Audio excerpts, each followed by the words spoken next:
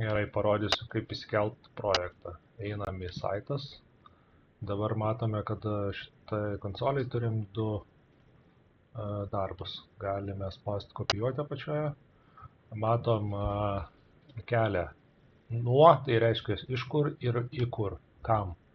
Tai galim keisti ir iš konsolės kopijuoti į USB raktą ir iš USB rakto į konsolę.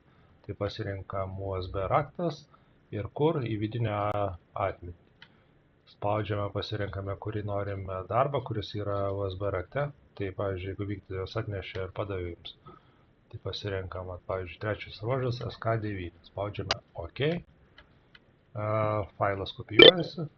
Dabar turim 3 darbus ir galim vieną iš kurių nors pasirinkti. Tai, pavyzdžiui, norime SK9 pasirinkam, spaudžiame OK. Klausia, ar tikrai norite, spaudžiame taip.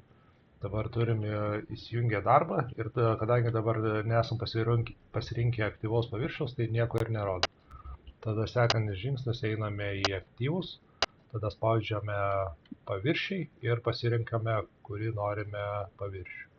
Tai bus dažniausiai pasakys, kad ar vykdytas, ant kurio reikia dirbti. Tai va, SK9 užpildymas pasirinkame ir automatiškai tas paviršius pasirenkamas.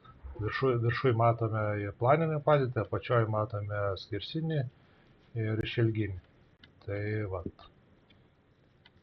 Jeigu norime dar pasirinkti ašį, tada einame į aktyvus ir yra išilginis. Tada išilginėme būna vat, pavadinimai, kurios ašies norime. Ir irgi dažniausiai